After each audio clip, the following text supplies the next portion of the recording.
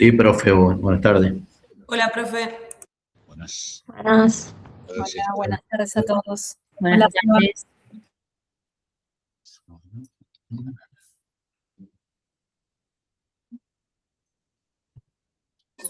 Hola, buenas tardes.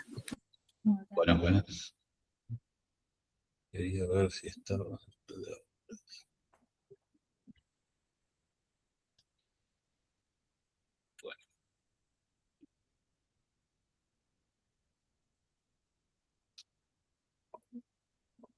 Bueno, continuamos un poco con el tema psicoanálisis y la novedad que introduce, o por lo menos el cambio de paradigma para un sector, o las preguntas que surgen a partir de la introducción del psicoanálisis por parte de Freud, ¿no? Para eso, bueno, este año elegimos ese texto Neuropsicosis de Defensa, que es, digamos, el que tienen que ustedes que leer. Hace sus puentes con la Carta 52, con nuevas consideraciones sobre las neuropsicosis de defensa, con el capítulo 7 de la interpretación de los sueños. Bueno, son textos muy relacionados. La neuropsicosis de defensa es el texto principal, y después tenemos, capaz que hoy ya con neurosis y psicosis, y la pérdida de la realidad en la neurosis y en la psicosis. Esos tres textos son los que vamos a usar esta clase, la anterior y la que viene, ¿no? La lógica de hacer textos un poco dispares es, bueno, como estamos en psicopatología, entender en su germen qué es lo que Freud propone, lo que Freud descubre y las preguntas que Freud se hace al estudiar la neurosis histérica a fines del siglo XIX. Y después, una vez teniendo eso, jugar con algo que ya vimos, como es la descripción un poco fenoménica de cierta psicosis, como la paranoia y la esquizofrenia, y entender cómo las entiende, por la redundancia, el psicoanálisis, por lo menos el psicoanálisis freudiano. Después, bueno, va a venir sobre todo en psicoanálisis Lacan, con una teoría estructural de la psicosis, ¿no? Pero bueno, ese es un poco el derrotero, digamos, ¿no? Un poco continuando, habíamos visto un poco el contexto en el que surge la teoría de Freud con respecto a los estudios que había hecho con Charcot, con Janet y con Breuer, ¿no? Este intercambio. Y bueno, ellos descubren, o por lo menos ven que las representaciones en los síntomas histéricos tienen que ver con cierta causalidad. O sea, un síntoma histérico, sea una parálisis, sofocaciones, estados oníricos como en Anao, ¿no? Bueno, distintos tipos de síntomas que se expresaban en el cuerpo no tenían que ver con la biología, sino que tenían como una causación en representaciones. Representaciones que no estaban en la circulación cotidiana de esos pacientes, o sea, en la conciencia. Ya ese primer paso es un montón, porque Freud nos dice que hay procesos psíquicos que no son conscientes. Esto es una novedad.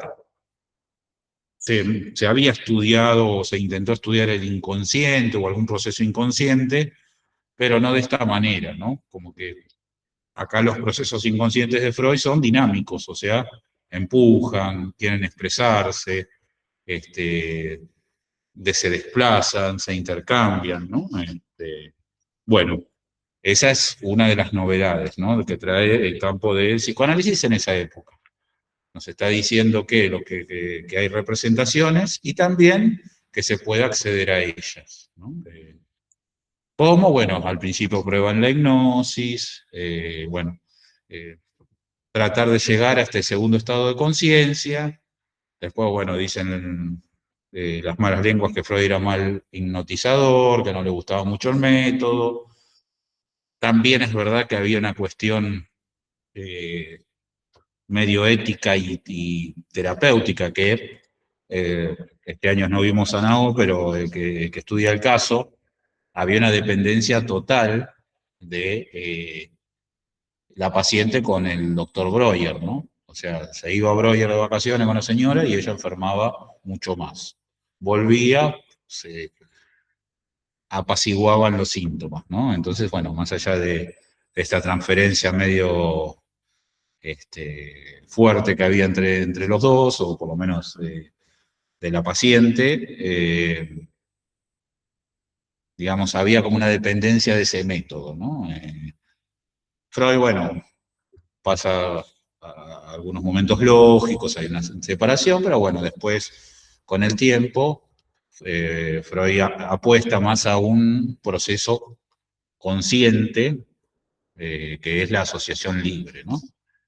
Es un método más allá de, eh, más allá de que el psicoanálisis y sus detractores, es un método bastante claro, tiene el concepto de la percepción, ¿no? Esta cuestión de, si yo miro una nube, bueno, voy a poner mi mundo interno en lo que veo, ¿no? Estoy viendo, no sé, un perro ahí, bueno, tiene que ver con mis construcciones. Ahí Paula es, digamos, es estudiosa, especialista en Roger. Roger es la técnica que nos muestra eso, ¿no? Ahí está la fundamentación empírica de la asociación libre, ¿no? Uno asociando dice algo de su mundo interno, ¿no? Con estímulos neutros o semineutros, o como se dice, semifigurativos, no me acuerdo que hay un término correcto, ¿no? ¿Y cuál es el estímulo? O sea, si yo viera un cuadro con Riquelme, digo, bueno, Riquelme, ¿no? No hay mucho secreto, pero si hay un cuadro como el de las técnicas medio de manchas o de sombras, bueno, ahí pongo algo de mi mundo interno, claro, es proyectivo, ¿no?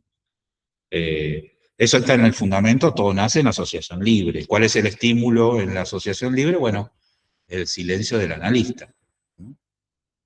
El silencio o la escucha, mejor dicho. No hace falta que esté siempre en silencio, pero una escucha atenta, una docta ignorancia, digamos como dicen otros autores, en donde yo hablo, puedo largar todo lo que tenía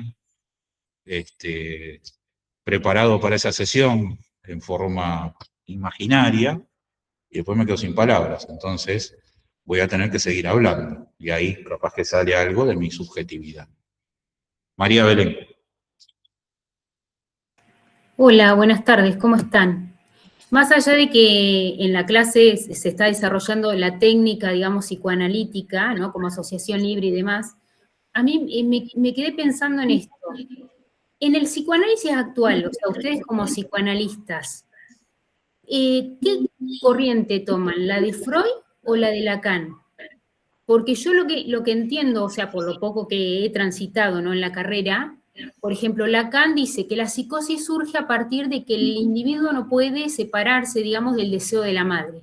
En cambio, en Freud tiene que ver con la fragmentación y la libido introyectada en el yo y que se da una fragmentación. Entonces, está fragmentada. O sea, son dos corrientes distintas del psicoanálisis y de abordarlo. Eso por un lado. Respecto después a lo que sería la terapia cognitiva conductual, en ese caso la etiología no sería ni por la libido introyectada en el yo, ni por estar sujeto al deseo de la madre, sino por algo orgánico. Ahí estaría la diferencia entre la terapia cognitiva conductual respecto a los del psicoanálisis. Seba, si querés yo respondo un poco la primera parte de lo que plantea María Belén. Ahora lo vamos a ver un poco más detallado cuando veamos neurosis, psicosis, desde el punto de vista freudiano, de cómo arranca un poco en esta conceptualización, pero lo cierto es que Freud hace unas primeras aproximaciones a lo que es la psicosis. El que se mete de lleno en la psicosis es Lacan después, pero Freud, en realidad lo que Freud va a plantear es que la psicosis no se puede ni analizar, ¿no? Él va a ubicar algo de esto.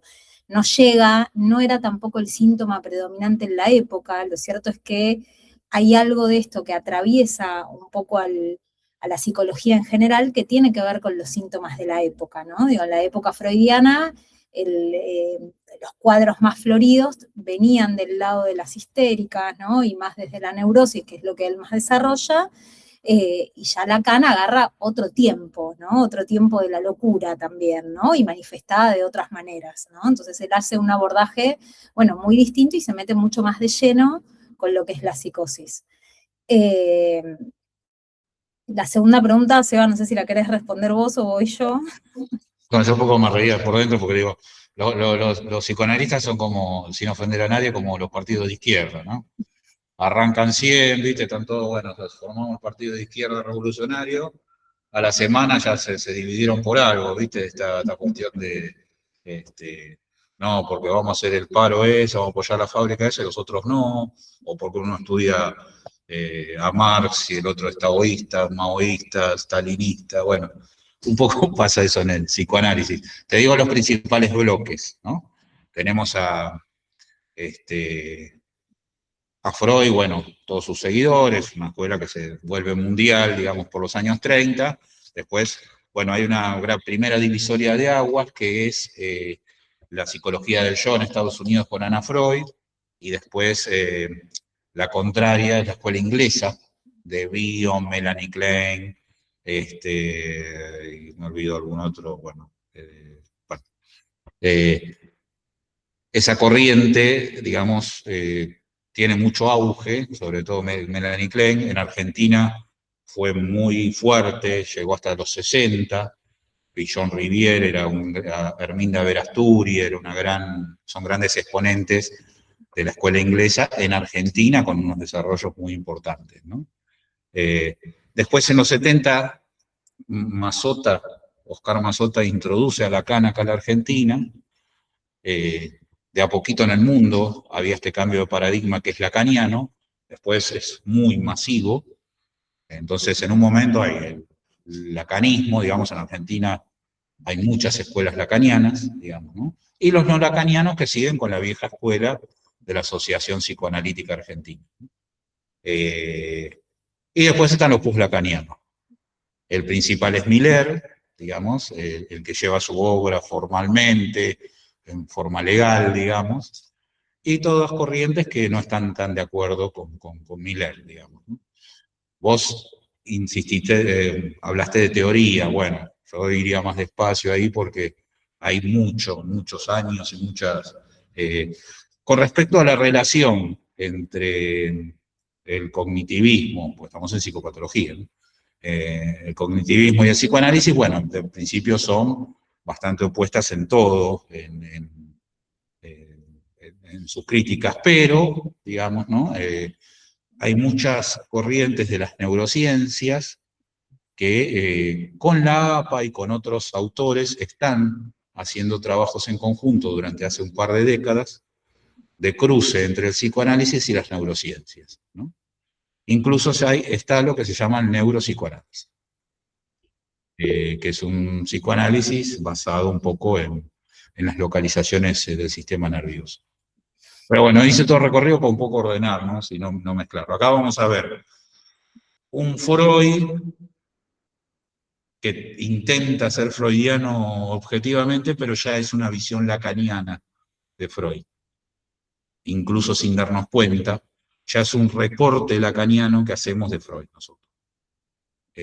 Lacan hace toda una reconstrucción de la obra freudiana, una relectura, retorno a Freud, dice Lacan. Pero lo que vamos viendo, y en Argentina es muy lacaniana, digamos, ¿no? En ese, por lo menos en psicoanálisis. María Fernanda. Sí, yo escuché justo antes de que empezara a hablar de eso, que la compañera preguntara, que nombró a Rogers.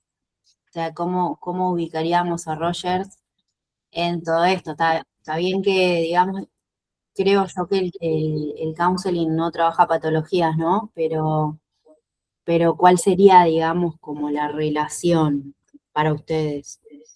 ¿Del Roger? ¿De la técnica de Roger?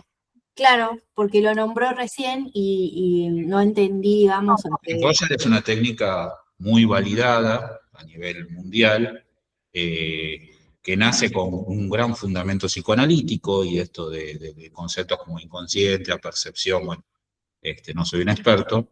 Después tiene distintas formas de medirlo, ¿no? Distintas escuelas, es tan grande la técnica, tan estudiada, que tiene distintas formas de medirse. Tiene una escuela psicoanalítica, no tanto psicoanalíticas. Hay una escuela, creo que argentina, ¿no, Paula? Una escuela argentina de... La escuela argentina es psicoanalítica. La Claro. escuela argentina de Roger es psicoanalítica. La técnica más o menos se toma de la misma manera independientemente de la escuela, o sea, está basada en las mismas láminas. Lo que cambia es el modo en el que después se analiza el resultado. Pero la escuela argentina es bien y netamente psicoanalítica, el análisis de esa prueba. Y obviamente tiene muchos usos, psicodiagnóstico, pericial, depende también qué esté buscando uno, ¿no? Aspectos de la personalidad, aspectos más de las defensas, aspectos más patológicos. Es una técnica muy compleja, digamos. Natalia. Y creo que la compañera se refería a Carl Roger, no o sea, el creador del counseling. Que sería la psicología del yo, digo yo, ¿no? Una cosa así. Carl Roger. Claro. Y la verdad que no vamos a vender humo, yo por lo menos no sé, sé que es muy criticado como una cuestión de Sí, como patología, sonaron similares los apellidos y me parece que ahí estaba la confusión. Perdón, la verdad que no sabemos ni siquiera para empezar a hablar de alguien que no conocemos ni su teoría. Así que esa te la debo, digamos. Pero bueno, ya nos nace para, tenemos más o menos una idea de lo que es, lo que propone, pero estaríamos mintiendo, digamos. Así que bueno, esa te la debemos. Hacemos así, avanzo un poco en teoría y después hacemos otra ronda de preguntas, ¿no? Habíamos dicho que esa primera aproximación con el proyecto, otro texto relacionado, tiene como un esquema neuronal, digamos. O sea, este primer Freud trata de, bueno, como su nombre lo indica, de ese texto,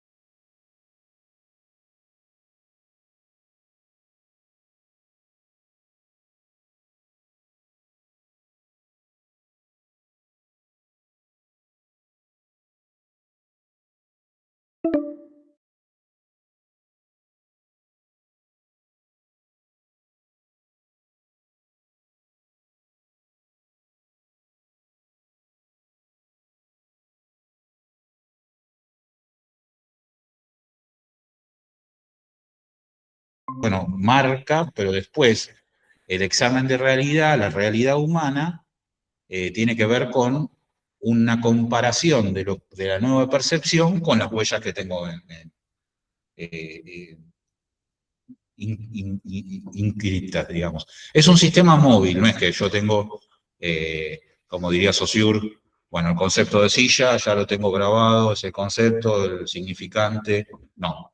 Es un sistema que se va modificando. Piensen en un bebé que la facilitación del concepto silla, vamos a ponerlo, es por varias pasadas, digamos, modificaciones, ¿no? Bueno, pero bueno, se va formando, lógicamente, la huella tiene que ver con algo relacionado a la silla, a la representación silla, le diría Freud, ¿no? Entonces, cuando tiene 8 años, ve así una silla, y no es que está percibiéndola por primera vez, sino que el examen de realidad de Freud lo que hace es un reencuentro con huellas némicas. Entonces, en este sistema neuronal que arma Freud, nos está diciendo dos cosas, digamos, que la conciencia, no lo dice el texto de otros textos, la conciencia es discreta. Nosotros nos sentimos como una continuidad. Yo me distraigo un poco, pienso en lo que voy a comprar dentro de un rato, como que la conciencia es continua, pero en realidad es discreta. O sea, tiene que ver con una comparación con las posibilidades y las marcas que están en la memoria. Entonces, ahí en ese esquema, ¿qué pasa? Cuando un monto de excitación, una representación, es muy grande, como por eso pasa en la infancia, porque son esas primeras marcas, el sistema, el biológico, se defiende, digamos, ¿no? Entonces produce un bloqueo, pero la marca, la perceptiva ya está. O sea, si yo veo algo muy impresionante o siento algo muy impresionante, después Freud va a decir más adelante con la pulsión, el estímulo puede ser de adentro, o sea, como más allá de eso, cuando algo amenaza con la integridad del aparato, hay una defensa. Se separa la representación, queda la huella anémica ahí, y el monto de afecto queda dando vueltas y busca otros caminos de expresión, digamos, ¿no? Por representaciones que son adyacentes en el cuerpo, ¿no? Este es lo que Freud empieza a tratar de poner, ¿no? No desaparece la huella, ahora voy, ¿no?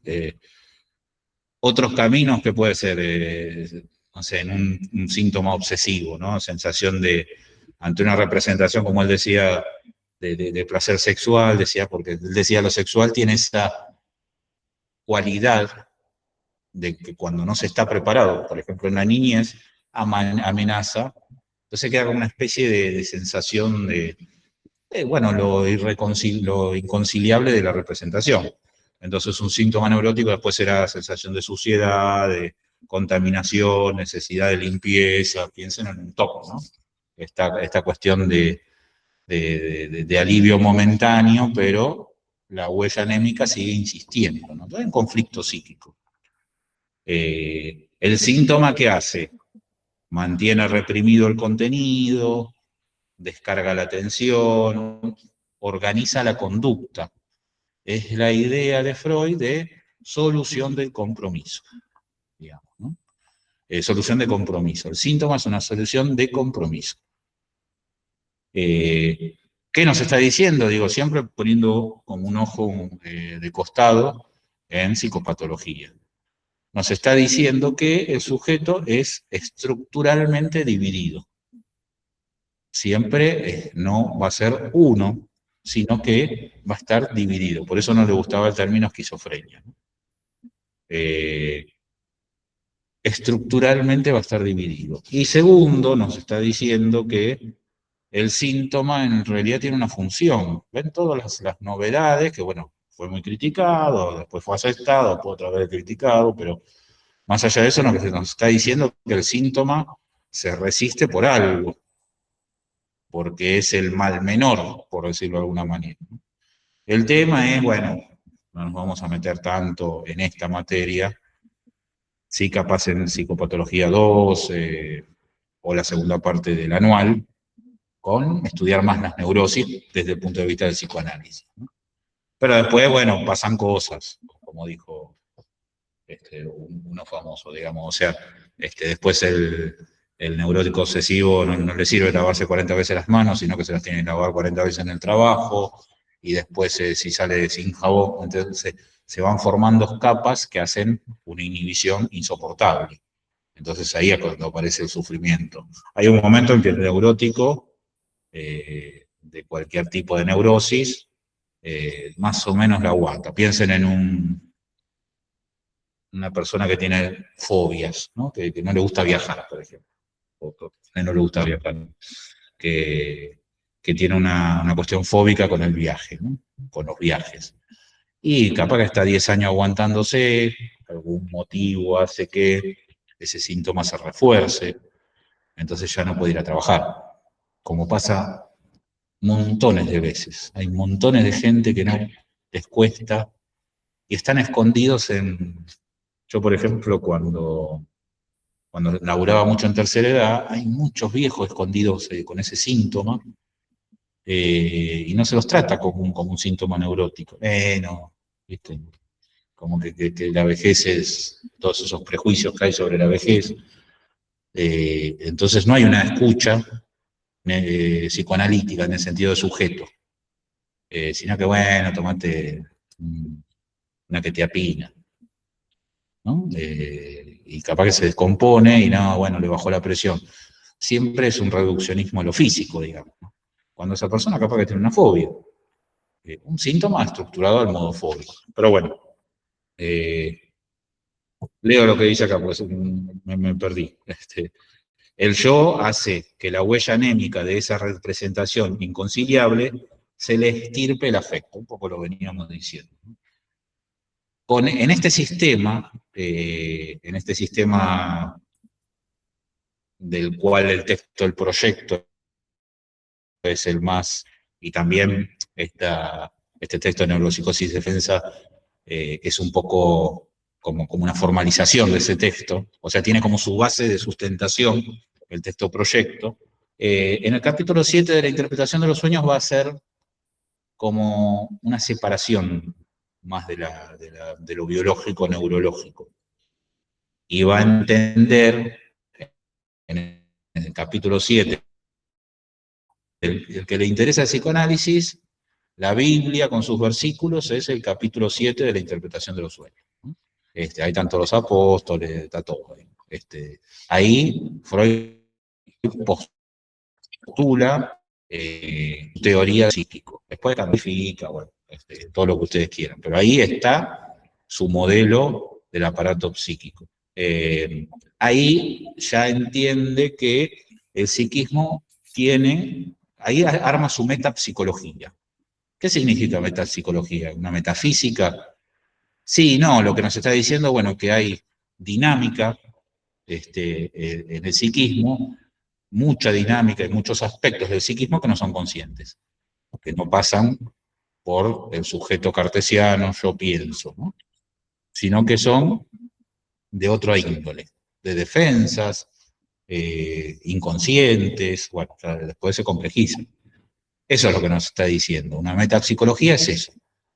Él propone, dice que hay una dinámica, de hecho, muchas de las terapias validadas científicamente, de corrientes psicoanalíticas ahora, que dicen que son validadas, digamos, se dicen psicodinámicas, no se dicen psicoanalíticas, ¿no?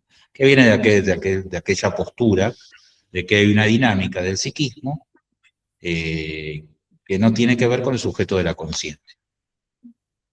¿Qué pasa con el afecto libre? Bueno, en la histeria va el cuerpo, ¿no? Ya sea en inervaciones corporales, parálisis, afonías, todos los síntomas que pueden pensarse corporalmente, pero también desmayos, ¿por qué no algún ataque de pánico, ¿no? Pensando hoy en día con la clínica, ¿no? No solo es el síntoma, después con Lacan vamos a completar un poco cómo funciona la neurosis en relación al otro. Esto es muy rico porque en Freud está más la cuestión sintomática, ¿no? El síntoma es de este tipo en la histeria. Lacan nos ayuda también a tratar capaz que una histeria sin síntomas. Alguien que se queja porque se pelea con la pareja, o se pelea, o está así, no sé, cualquier cosa porque la trae al consultorio, que no es un síntoma neurótico, pero nosotros podemos rastrear la estructura que tiene con el saber y con el otro en general. Eso es muy rico para la clínica, pero bueno, para eso la otra materia. Y hay algo que es capaz que uno lo da como algo lógico, pero no sé si hay que como hacer como abogado del diablo, ¿no? Piensen en un síntoma histérico. La zona elegida guarda una relación, ¿no? Guarda una relación con la representación reprimida. ¿Por qué? Nos podríamos preguntar. ¿Por qué si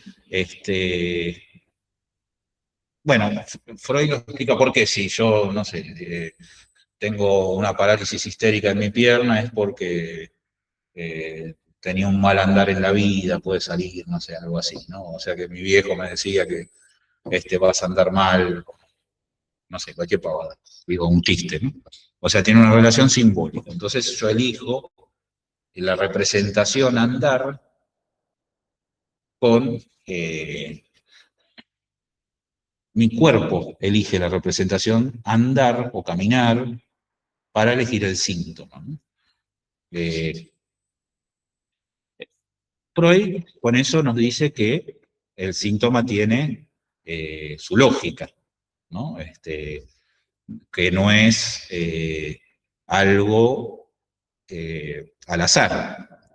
Nos va a decir Freud primero que, bueno, la representación de la zona corporal elegida participó real o fantasmáticamente de la escena de la representación. Hay un desplazamiento. Acá vamos a ver un poco, voy medio a las apuradas, pero así no dejamos de decirlo, la cuestión de las reglas del proceso primario. El proceso primario del inconsciente tiene determinadas reglas. Una de ellas es el desplazamiento. Por ejemplo, en Dora, él veía que ciertos síntomas que tenían que ver con el malestar estomacal, tenían que ver con una escena de acoso por el señor K vivida, entonces esa zona se desplazó. O sea, hay un desplazamiento. O sea, la zona elegida estaba en la representación, pero desplazada. El ejemplo clásico que me parece que más lo muestra esto es la escena de, creo que me dijeron que era Ana O, la vez pasada, en donde él estaba frente al lecho de muerte de un familiar y a su vez el perro estaba lengüeteando el vaso donde ella había tomado, ¿no? Entonces, la representación inconciliable era que se estaba muriendo el familiar. Parece esos textos antes del 1900, ¿no? Pero el síntoma lo desplaza y esa persona, Ana O, no tomaba agua. Y no tomaba agua, ¿eh? La tuvieron que internar un par de veces porque no tomaba agua. La terapia descubre que, bueno, que tiene que ver un poco, cuando habla de eso, empieza a tomar agua.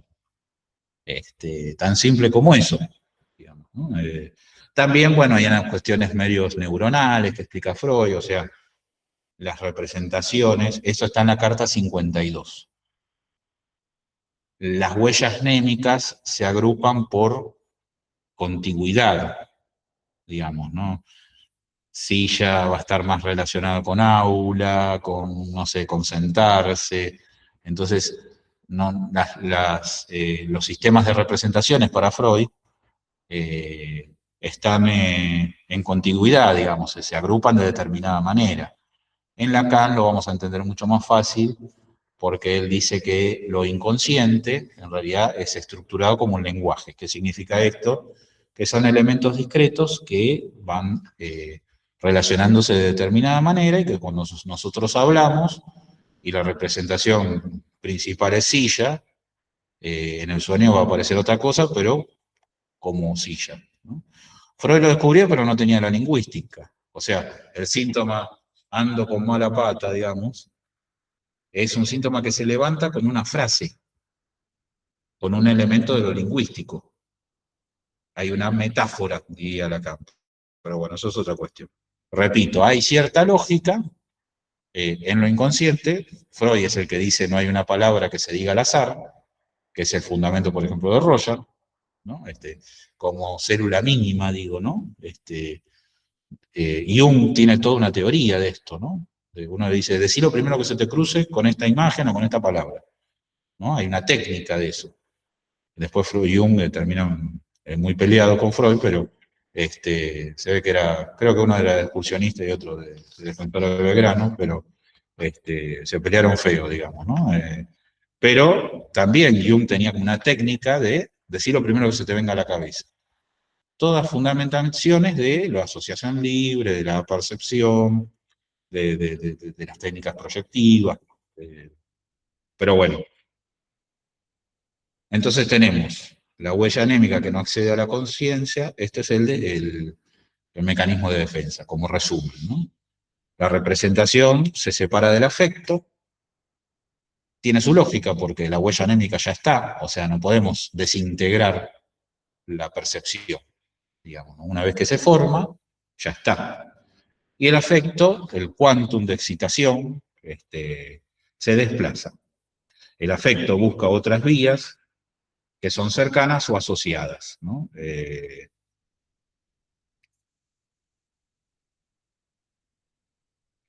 Después tenemos la neurosis obsesiva, ¿no? Hay mucho escrito sobre la elección de la neurosis, hay muchos textos en ese sentido. Al principio en esos textos muy sexuales de Freud era esto de la vivencia más vivida activamente, en la neurosis obsesiva, y en la histeria más vivida pasivamente.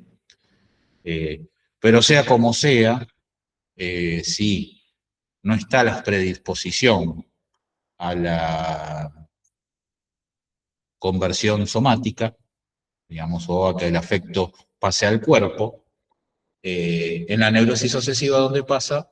Al pensamiento. Queda en el ámbito psíquico, en el ámbito virtual, que es el psiquismo consciente, digamos. Entonces, ahí es más complejo, porque no es tan lograda la defensa, ¿no? Una parálisis histérica, bueno, está ahí, hasta tiene un beneficio secundario, va a decir Freud, y queda alejado el sujeto hasta 10 puntos con la parálisis histérica, ¿no? En el neurótico obsesivo no, empiezan a jugar otras cuestiones, falsos enlaces, síntomas en 2 tiempos, culpas, que ya lo vamos a ver en la otra materia, ¿no? Pero de acá rescaten eso. Representación es una modificación del sistema nervioso, queda indefectiblemente como una facilitación, y el afecto se desplaza de distintas maneras según el tipo de neurosis, ¿no? Preguntas, comentarios, dudas. Ahora vamos a nombrar un poquito las cuestiones del capítulo 7 de la interpretación de los sueños, y después vamos de a poquito a entrar en los textos de la psicosis y la neurosis. Romina.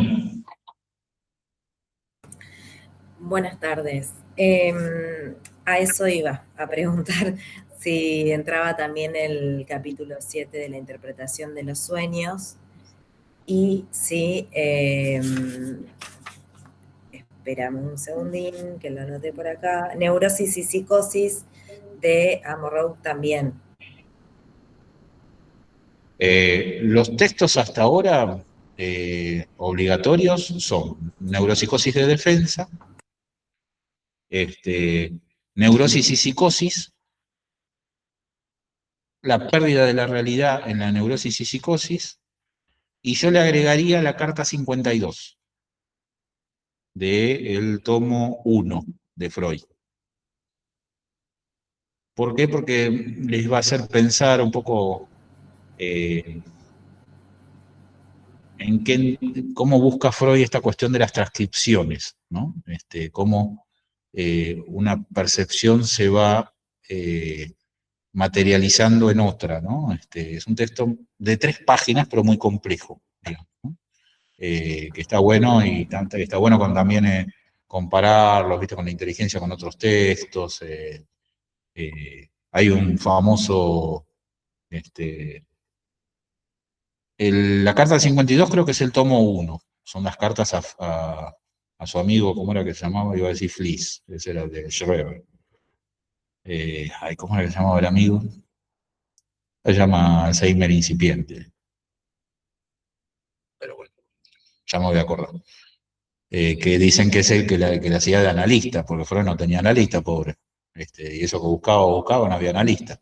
¿Cómo se analizaban? Dicen algunos, como, bueno, el otro para Freud era este amigo, donde le iba contando. William Fliess, ¿no era, profe? ¿Cómo? ¿No era William Fliess? Sí, es Fliess. Después el que me confundía yo es de Schreber, Fleischer, o Flesching, que era el médico que él tomaba como parte de su delirio. Pero sí era Fliess. Bueno, él era a quien le contaba todas las cuestiones que... Fliess también es una historia interesante porque tiene unas teorías medio esotéricas, muy disparatadas, ¿no? Creo que de numerología, era como un científico medio extraño, Fliess, ¿no? Pero bueno, lo podríamos poner como trabajo práctico, digamos. Pero bueno. ¿Preguntas? Vamos a pisar la pelota.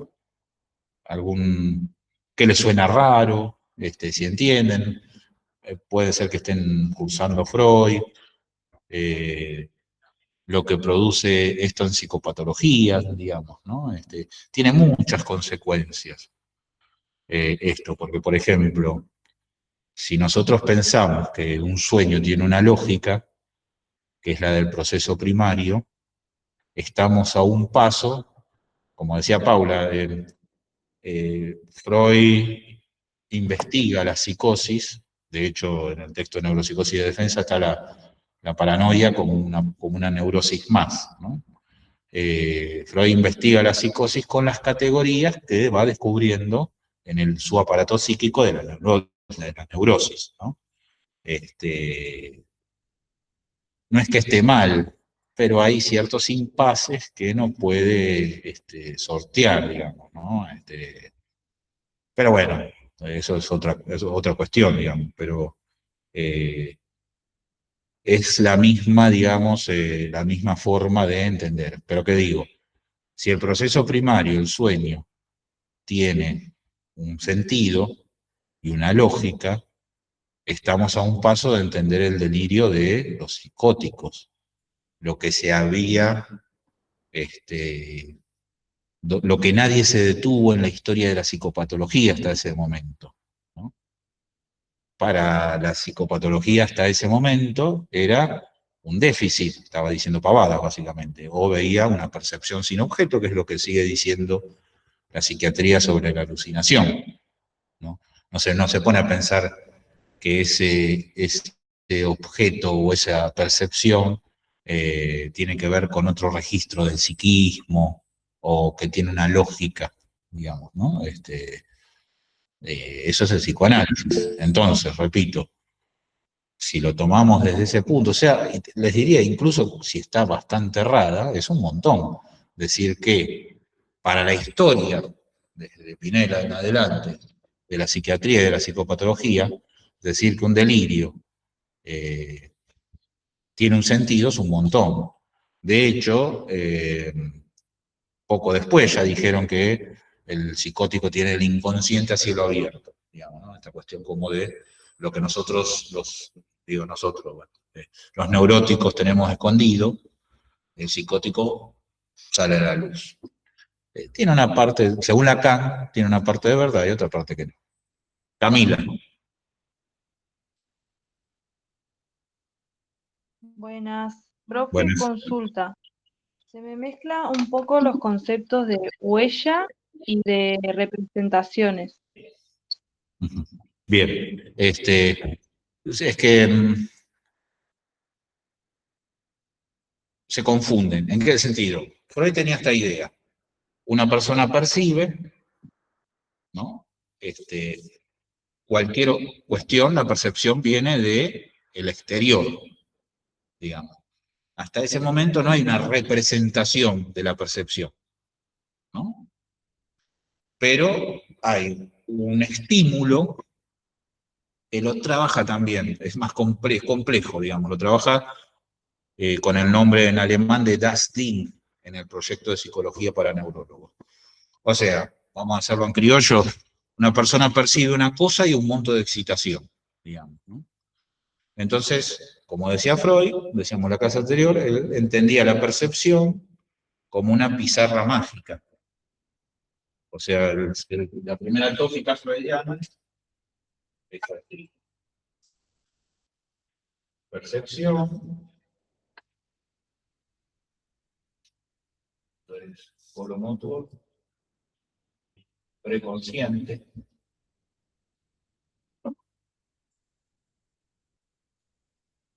inconsciente, y acá están las huellas técnicas. Creo que la escriben en alemán en el capítulo 7 de la interpretación de los sueños. Acá está como motriz, que también coincide con la percepción. Es primero, se borra para quedar libre para nuevas percepciones. Pero eso deja una huella, ¿no? Y un monto de afecto. Después, esto se va complejizando y en un momento cuando el ser humano, para Freud, ¿no?, puede lograr, digamos, la conciencia, que no estaba desde el principio en ese autoerotismo, esas huellas némicas son vueltas a encontrar, digamos, ¿no?, en la realidad. Acá está la conciencia. Después de esto se le confunde, porque percepción, conciencia serían, bueno, ¿dónde están? Pero, repito, el sujeto niño, pensar en un bebé, refiere todo esto, queda una marca con un monto de afecto. Después, más adelante, la realidad va a reconducir, ¿no?, a esa huella. Ahora, esto per se no es una representación. Digamos, cuando hay un monto, lo que se excluye la huella anémica, digamos, ¿no? Por eso dice la representación, pero la representación es cuando se vuelve a activar. Es medio complejo de explicar. Acá es una representación muda, digamos, para Freud, ¿no? Pero después, yo de grande, no sé, esta es la huella de algo de la oralidad, ¿no? No sé, de cualquier pavado. Después de grande, cuando hay algo que no me gusta, que no sé, algo que me es traumático, con respecto, por ejemplo, a mi imagen corporal, se reactiva esta huella que estaba separada, y ese monto de afecto ahí sí vuelve y se hace síntoma, digamos. Este es el esquema del peine. Tratando de resumir, digamos que la representación es la huella anémica vuelta a cargar, digamos, ¿no? Pero en un principio lo que hay un núcleo. La primera representación que queda defendida, queda la huella anémica por un lado y el monto de afecto libre. Ya queda el aparato dividido. Después todo lo demás tiene ese derrotero. Hay representaciones que van a ser admitidas en la conciencia y otras que no, pero ya queda ese modo de funcionar del aparato psíquico. Repito, representación es la huella anémica con palabra, digamos, ¿no?, con una imagen, con una idea. La huella anémica es el primer surco, la modificación del sistema nervioso que produce la percepción. Romina.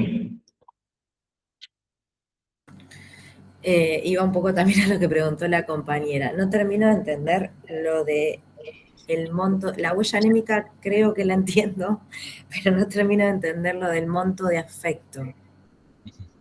Freud entendía que es algo que es bastante del psicoanálisis, por lo menos freudiano, incluso por más lacanianos que seamos, nos es difícil salir de esta lógica, que una representación tiene un monto de afecto determinado, ¿no? Por ejemplo,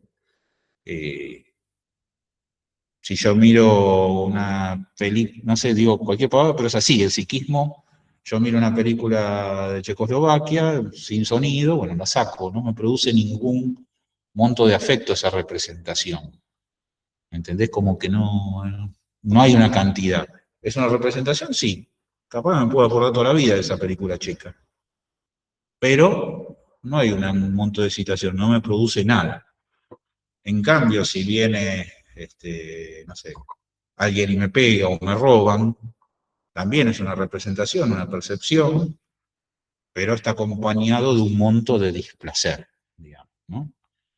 Es bastante lógico lo que dice Freud y debe tener alguna consecuencia. Sale de la biología, imagínense los organismos que tratan de adaptarse al medio, cuando viene un monto de excitación muy fuerte, bueno, se protegen de alguna manera. Por ejemplo, los animales con la huida, ¿no? Perdón, monto de afecto y excitación sería lo mismo. Sí, son sinónimos, digamos. O sea, es el quantum afectivo que acompaña a una representación. Paola. Hola, profe, ¿cómo está? Yo tenía una duda. En la paranoia, ¿qué es exactamente lo que se proyecta hacia afuera? ¿Es el afecto, la representación o el aspecto del yo que el sujeto rechaza conocer? Bueno, eso Freud no lo sabe, no puede llegar a esa teoría. ¿Por qué no sabe? Porque en la neurosis, lo reprimido, las representaciones reprimidas, vuelven, pero están en nuestro psiquismo. Nos hacemos, no sé, iba a decir un chiste, los boludos, pero en realidad hay todo un aparato psíquico que la sostiene afuera. Freud en una conferencia que dábamos años anteriores, dice, imagínense que estamos durante que estoy dando esta conferencia y en un momento aparece uno medio borracho y empieza a hacer quilombo, ¿no? Entonces, bueno, 2 o 3 de los asistentes lo van a agarrar y lo van a sacar de la sala. Sigo dando la conferencia, ya medio incómodo, pero al rato empieza a golpear las paredes, empieza a golpear los vidrios, quiere volver a entrar, ¿no? Bueno, así se manifiesta una representación reprimida. Pero está en el psiquismo, quiere volver. Lo que sí tiene carácter de sorpresa para el yo.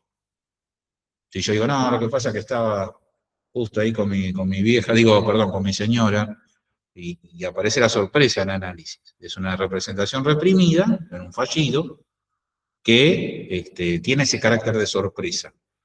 Pero, si soy neurótico, el analista, bueno, no te hagas el boludo, decime qué pensás de ese fallido. Y va a salir un orden de asociaciones, está dentro del psiquismo. En la psicosis, lo vamos a ver, pero esto es más Lacan, pero digo, en la psicosis no está esa inscripción. Entonces, dice que lo que rechaza es, tiene que transformar todo el afuera, digamos, no solo hacer un síntoma. Pero bueno, eso lo pongo entre paréntesis porque lo va a empezar a explicar Paula Ibero dentro de un rato.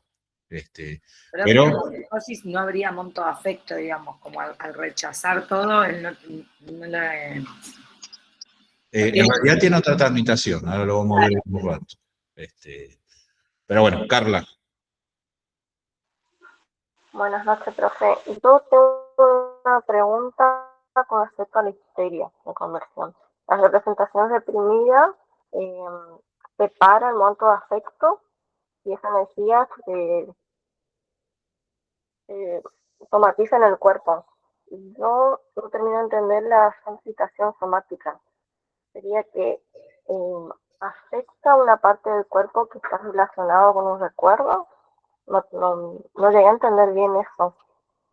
Sí, esa es la parte, digamos, que permite la terapéutica para Freud. ¿Por qué? Porque no es cualquier representación, sino que es... No se olviden que para Freud tenía este carácter de sexualidad infantil, los síntomas neuróticos en esa época, ¿no? A nivel bien del vivencial sexual.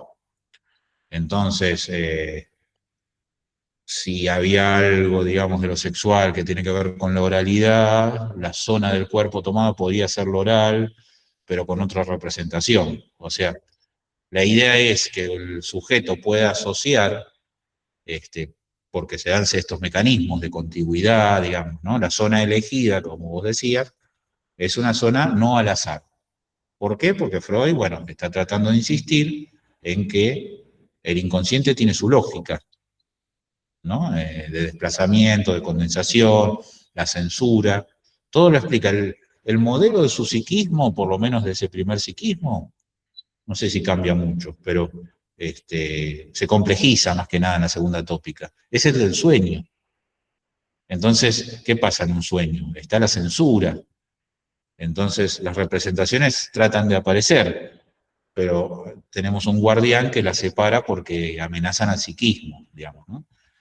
¿Qué es pensar? ¿Qué es un sueño donde algo aparece sin el trabajo de la censura? Una pesadilla, digamos, ¿no? Hay algo que se escapa a ese mecanismo de lo, digamos, de lo inconsciente, entonces aparece en su forma cruda, nosotros nos despertamos asustados. El modelo del aparato psíquico es el sueño, pero, volviendo a lo que vos decís, para resumir, todo síntoma, todo fallido, todo sueño, toda conversión somática tiene una lógica simbólica. O sea, se puede explicar por asociación de representaciones. Un poco para resumir. Bien, profe, gracias. No, por favor. Mariana. Hola, buenas tardes. Quisiera hacer dos consultas. De la parte de neuropsicosis de la defensa, en un momento Freud habla de que la suma de citación él la va a nombrar conversión. Y de ahí menciona acerca de la inervación motriz o sensorial. A la inervación motriz o sensorial, ¿a qué se refiere? ¿A cuando el afecto va hacia una parte del cuerpo? Sí, eso. Es eso. Es eso. Sí. Y después menciona también como símbolo anémico, que es como un parásito que queda en la conciencia. Sería la huella anémica. Quiere decir que acá también la pueden nombrar como símbolo anémico. ¿O no? ¿O ahí me estoy equivocando? Sí, lo nombra una vez la cuestión del símbolo anémico. Tiene su lógica. Tendríamos que hilar muy, muy fino. Pero sería algo así como un precursor entre la huella anémica. En realidad ahí Freud queda como que después en la interpretación de los sueños lo hace, se desliga todo. No es que no hay biología, sino que no tiene que ver con la biología, sino que tiene sus leyes propias, digamos. Entonces Freud empieza a jugar, bueno, esa huella anémica, ¿viste? Las preguntas que surgieron acá. Esa huella anémica queda solo muda, o hay un símbolo que queda dando vueltas, que después se... Bueno, son todas, más que observaciones, son preguntas que se hace Freud. Yo ni lo tomaría la cuestión del símbolo anémico, podríamos hacer una reconstrucción del término, pero no ganaría para ese momento. Bien. Y la segunda pregunta es la segunda parte de este texto de neurosis de la defensa, psiconeurosis de la defensa. En la segunda parte aparece enlace falso. El enlace falso es más de la neurosis obsesiva. O sea, ¿por qué?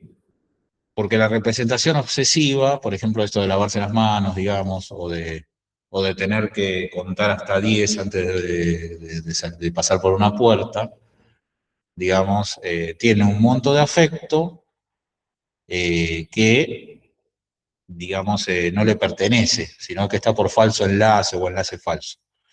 Lo que en la histeria es una inervación corporal, en la neurosis obsesiva es un falso enlace.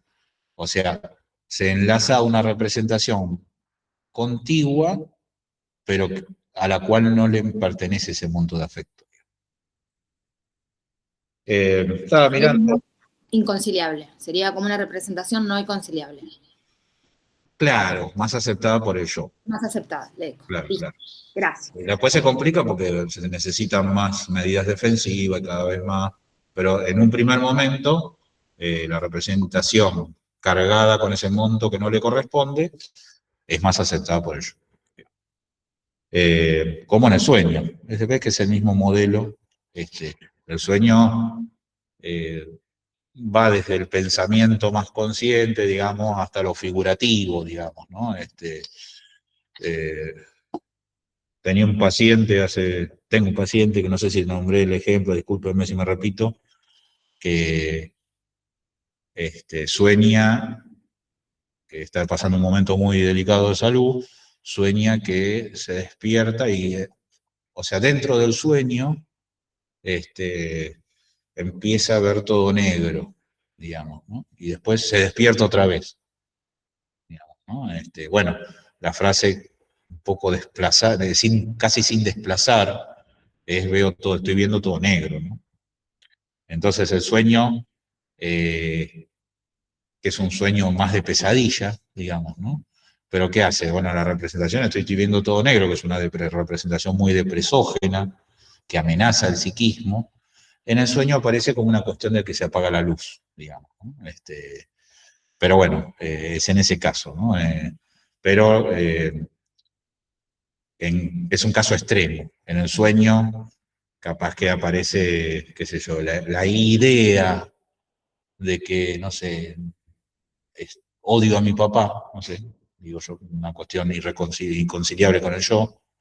En el sueño puede aparecer como todo un montaje imaginario, digamos, ¿no? Donde, no sé, alguien se pelea, no sé, una obra de teatro que vi, donde estaba un padre odiado, ¿entendés? Como que la representación teatro es más conciliable para la defensa. Pero en análisis puede surgir, bueno, hay un personaje ahí en un acto que yo vi que me impresionó, que le pegaba al padre, digamos, ¿no? Entonces, es una representación que tiene que ver con la representación reprimida, pero está más escondida, por decirlo de alguna manera. Natalia. Estaba pensando, porque supongo que esta especie de disfraz, digamos, también tiene que ver con que la idea es que uno siga durmiendo. Sí, eso ¿no? es... Llega a la conciencia, es esta la de la pesadilla que... Sí, Freud es muy... que un poco te sorprende cuando lees las primeras veces a la interpretación de los sueños. Dice, no se olviden que todo esto surge de la función biológica de preservar el dormir. Claro, claro. Entonces él dice, hay como dos cosas por separado. El modo en que se estructura el psiquismo, cuando uno empieza a dormir, hace que el psiquismo vaya en forma regrediente, o sea, se permita jugar con representaciones que el yo o la conciencia no permiten, pero si fueran vividas crudamente, nos despertaríamos y no podríamos dormir. ¿Entendés? Entonces, la censura tiene también esa función cuasi biológica que es que durmamos, digamos, ¿no? De hecho, las neurociencias van en ese sentido. El sueño más reparador es el sueño REM, ¿no? Donde se producen la mayoría de los sueños, y si hay algo que interrumpe ese sueño es una pesadilla, ¿no? Digamos, en ese sentido sí hay mucho correlato con la biología, ¿no? Con las neurociencias, por decirlo de alguna manera. Estaba leyendo acá, como para terminar estos comentarios de neuropsicosis de defensa. Bueno, la interpretación de los sueños, capítulo 7, son muchas cosas, voy a recortar 2 o 3. En general, lo que dije hace un rato, que los procesos psíquicos poseen una legalidad propia, más allá que de la biología. La biología siempre va a estar y es su soporte, pero hay leyes del psiquismo que no tienen que ser explicados, que eso también es un aporte o una cuestión de la psicopatología, ¿no? Un aporte. Cuando las neurociencias dicen, no, acá hay un sesgo cognitivo, entonces pienso que veo todo negro y por eso me siento deprimido. O sea, eso no hay una biología ahí, ¿no? Hay un sistema de pensamiento funcionando para el cognitivismo. Bueno, el primero que pensó eso, o que se animó a decir semejante cosa, sobre la causalidad psíquica, digamos, de un fenómeno patológico, es Freud. Nos está diciendo que la mente tiene sus leyes propias, que no necesariamente se explican por la anatomía. Ahora se está volviendo capaz que en la ciencia ficción y en o en las ciertas neurociencias, en esta idea de que todo puede otra vez ser reducido a las neuronas, sus sinapsis, al ADN, ¿no? Todas estas cuestiones. Cuando, bueno, siempre va a haber algo de lo humano que escapa a las explicaciones biológicas, ¿no? De hecho, todo lo que el psicoanálisis muestra, de repetición, de masoquismo, de culpa, todo eso, no sé si tiene que ver con el aprendizaje, pero bueno. Eso, que piensen que hay dos procesos, que Freud descubre esto, que hay un proceso primario. Digo, las leyes del proceso primario que son, o sea, la idea de Freud es que, bueno, pensamiento, ¿no? Nosotros razonando, mediando, esperando, deseando, es un proceso secundario, planificando, el pensamiento abstracto, piensen en la psicología general, todo lo que es un adulto, ¿no? Pensando, eso es una capa más tardía que el proceso primario, autoerotismo, desplazamiento, esas primeras sensaciones, ese modo de funcionamiento psíquico, ¿no? Entonces, en el proceso primario se da más fácil los desplazamientos, ¿no? Las condensaciones, hay ausencia de contradicción, todo esto lo trabaja muy bien Freud. ¿Qué significa eso? En un sueño puede haber una representación de amor al padre y de odio al padre al mismo tiempo, ¿no? No hay contradicción lógica, está en la movilidad de las investiduras, predominio del principio del placer, o sea, voy a evitar el displacer a toda costa, y no respeta, esto es importante, no respeta ni la lógica formal, ni la temporalidad lineal. El inconsciente, capaz que una representación, y esto también le da para pensar, pero con esto termino acá, y Paula va a hacer algún comentario de neurosis y psicosis. Esto también es bastante perturbador, ¿no? ¿Qué nos está diciendo Freud? Capaz que una representación o algo, una idea, una sensación vivida a los 5 años es más presente que todos los 2 últimos años en el trabajo, bueno, que no me hicieron ni mella, digamos, ¿entienden? No hay temporalidad. Mi conducta, mejor dicho, ¿no? Puede estar más condicionada por una representación de cuando yo tenía 5 años que todos los estudios de grado que pude haber hecho. ¿Entienden? Como que es bastante molesta la idea, ¿no? Y la lógica formal, digamos, no hay contradicciones, es un poco lo mismo. Entonces, cae un poco el sujeto racional del positivismo, digamos, ¿no? El ser humano tiene comportamientos irracionales para el psicoanálisis. Y no creo que descubra mucho, digamos. Basta por ver la realidad humana para ver que esa cuestión está, digamos, ¿no? Y toda la historia de la psicopatología para ver que muchas enfermedades no tienen lógica, digamos, ¿no? Que si tienen otro tipo de la lógica del proceso primario. Pero bueno, no sé si Paula querés empezar un poco a comentar este texto, que es, como decíamos, más tardío en Freud, pero bueno, ya con sus categorías. Perdón que haga una introducción, ¿no? Nosotros, acá estamos la primera tópica. Después... Seba, si querés lo hago yo a la introducción, que era un poco lo que iba a seguir. Claro, porque toma la segunda tópica, digamos. Pero bueno. Gracias, Paula. No, de nada. Bueno, un poco la idea de este texto En Neurosis y Psicosis lo que hace Freud acá es distinguir, básicamente, ¿no? Desarrollar un poco y explicar desde el punto de vista freudiano cómo se da el mecanismo, ¿no? Qué es lo que sucede en la neurosis y en la psicosis.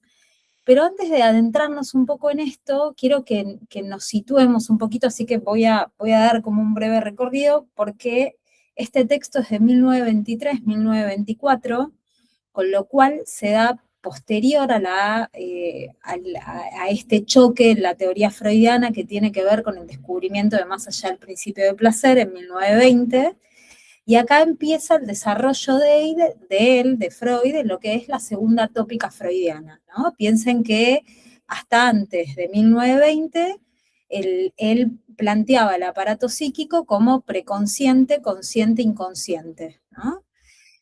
En 1920, con los heridos de guerra, él empieza a ubicar, bueno, que había algo que ya no le cerraba, ¿no? Que ya no podía explicar con esta primera tópica, que recuerden hasta ese momento lo que planteaba Freud era que el aparato psíquico estaba regido por el principio del placer y que tendía a mantener un equilibrio, una homeostasis, decía él, ¿no? Entonces acá empieza a atender a los enfermos de guerra, empieza con esto del síntoma como modo de repetición, empieza a analizar los sueños, ¿no? De un modo mucho más exhaustivo, y las pesadillas, ¿no? Piensen que hasta ese momento en Freud la teoría de los sueños era la realización del deseo, ¿no? Él ubicaba el sueño como una realización de deseo, ¿no?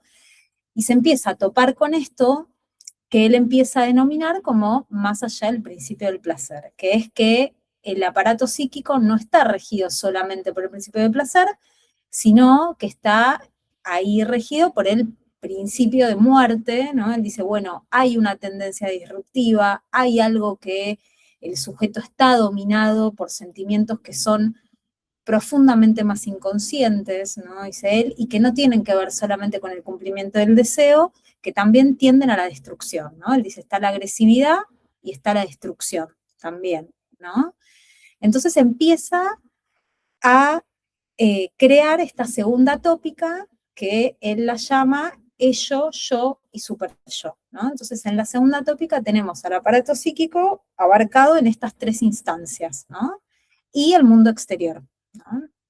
Que va a entrar en interjuego con estas tres instancias psíquicas. El ello, vamos a decirlo muy por arriba para poder entender después de qué vamos a hablar cuando él se mete ya en lo que es el mecanismo de neurosis y psicosis.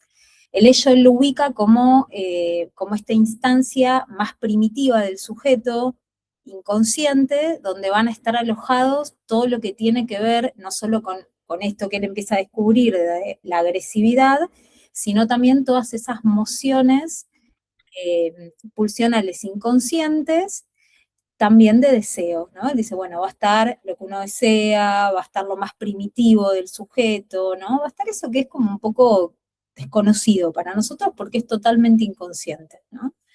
Después va a estar el yo, que es la instancia, dice él, que va a regular de alguna manera, que va a estar en el medio, mediando, regulando, negociando con las instancias psíquicas, ¿no? Piensen que el yo es el agente, va a ser el agente de la represión, ¿no? Y va a ser esta instancia que, como decía recién, va a intermediar entre el ello y la última instancia, que es el superyo. El superyo, como Freud decía, es el heredero del complejo de Edipo, y va a ser esa instancia que va a estar conformada por todo lo que tiene que ver con la moral, con cierta ética, con la transmisión de los padres de la moral, y con todo lo que son las normas sociales, ¿sí?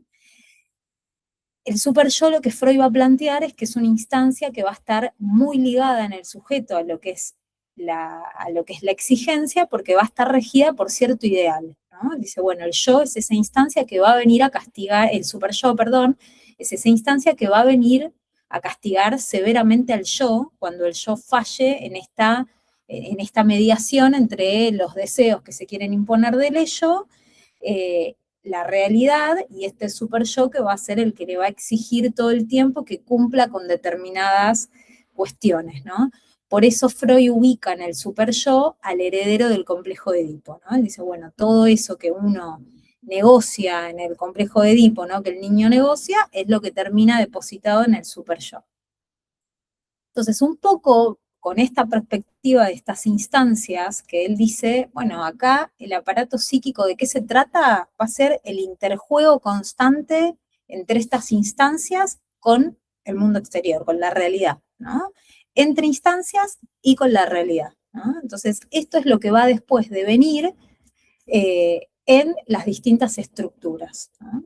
Entonces él ahí empieza hablando en este texto, que como dije es posterior un poco a todo esto.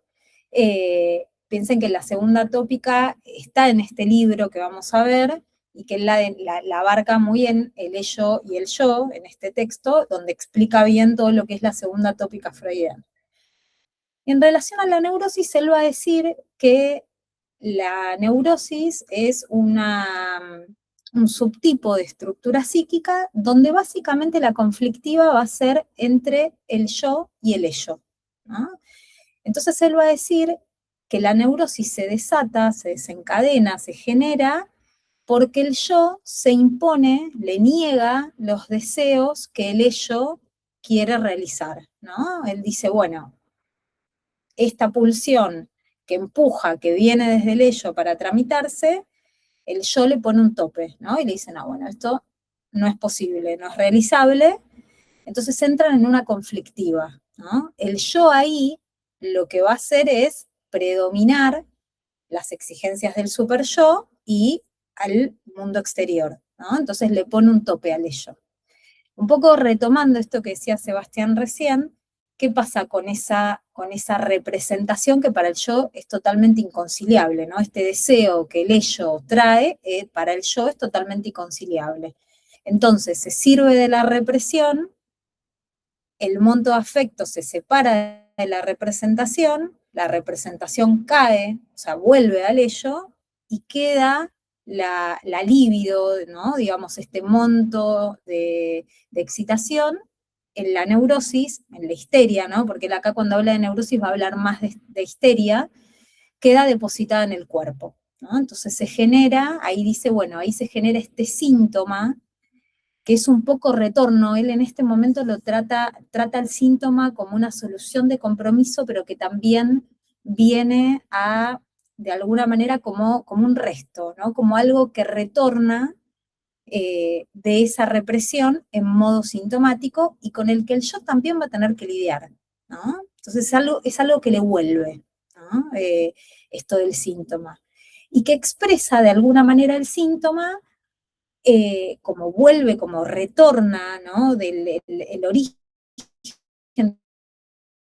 del síntoma, retorna de este ello, de esto que quedó reprimido, el yo va a tener que lidiar con este síntoma que en el fondo, dice Freud, bueno, no es más que el deseo reprimido, pero disfrazado, ¿no?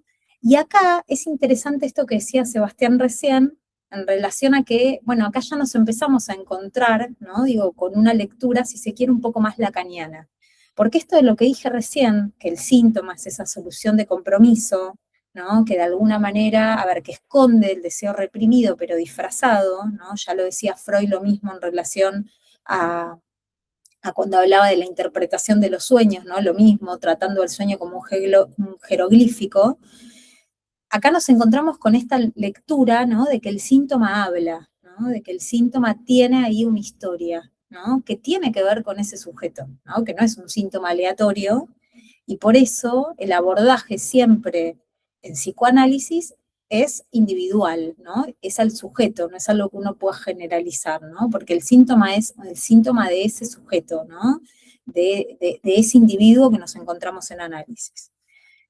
Un poco para que entiendan esto, un poco la vez pasada, creo que Seba lo había mencionado, no recuerdo si era este caso u otro, pero creo que lo habíamos hablado.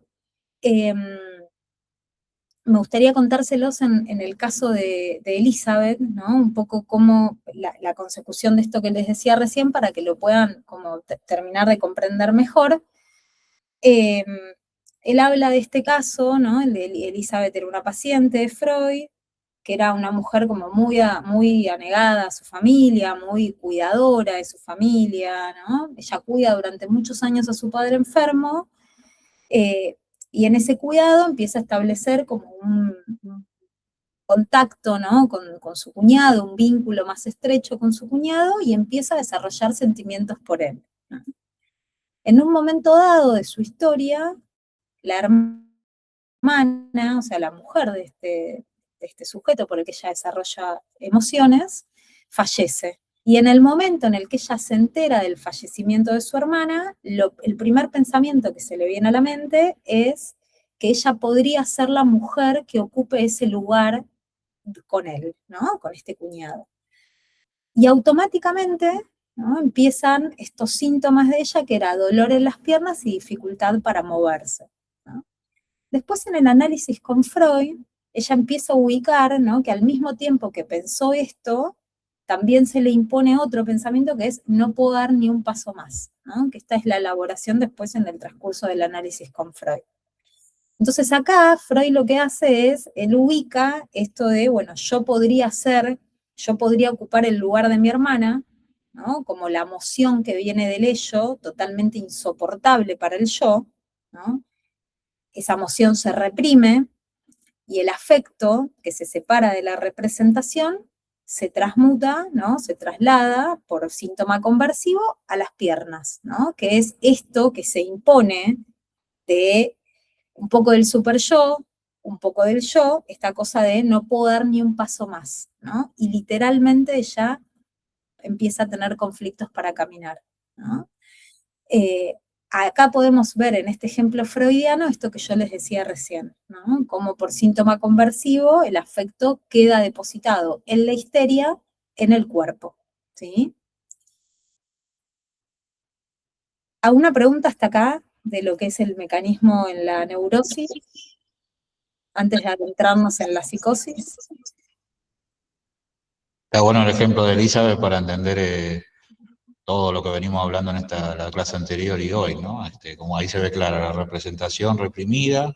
¿Por qué reprimida? Porque genera, bueno, ¿no? Toda esta culpa, ¿no? Con la cuestión de la hermana, el deseo con la culpa, con lo familiar, bueno, terrible.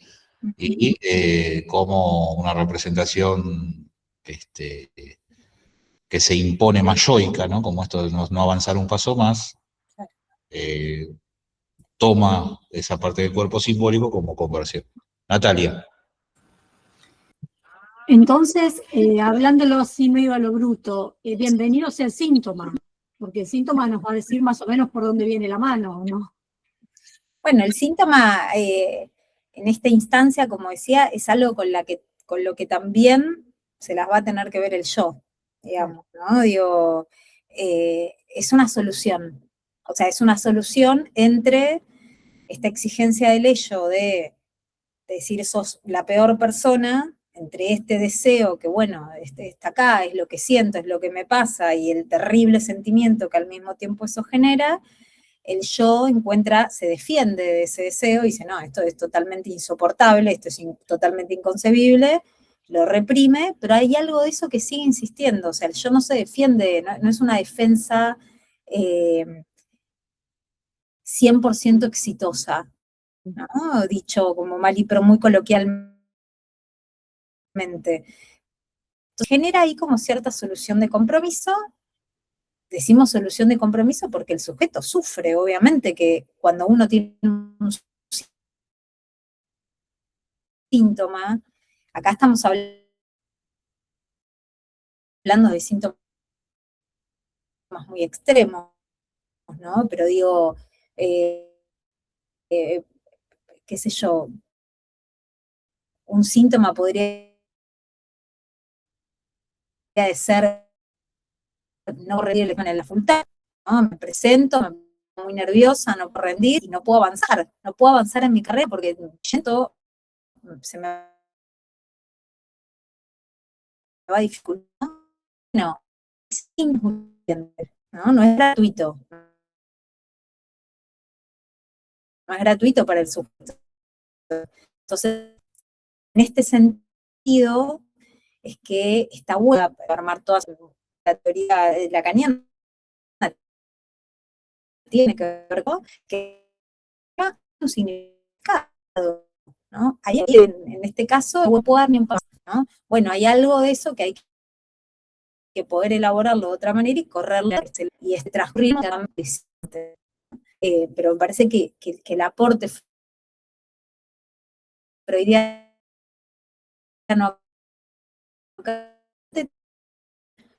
con esto de, bueno, lo que eso significa, ¿no? El síntoma también, ¿no?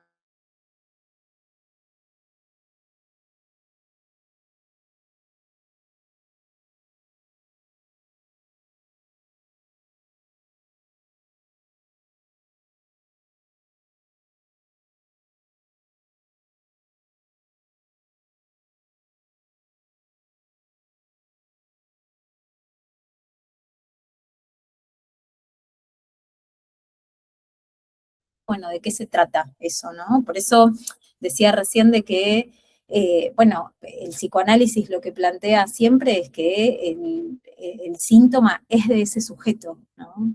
No es algo general, no podemos generalizar algo de esto, ¿no? Obviamente que hay algo, cuando Freud habla de las neurosis y su clasificación y nos vamos encontrando con los distintos tipos, hay algo, por supuesto, que se repite en el mecanismo, pero el síntoma en sí, bueno, nunca va a ser el mismo. Se puede repetir el mismo síntoma y que no sea de ninguna manera el mismo significado, ¿no? Porque, bueno, la historia de cada sujeto es propia, ¿sí? Yo diría que esto es lo más importante también del psicoanálisis.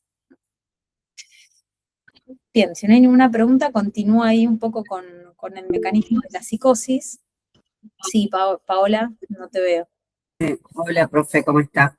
Quería hacer una pregunta. Si es algo tan profundo como que el ello lucha con el yo para salir a la luz y a su vez contra el super yo porque está mal, ¿cómo hace Freud para llegar tan profundo en algo que no sé si cualquier persona le va a contar porque le daría vergüenza contar que está enamorada de su cuñado?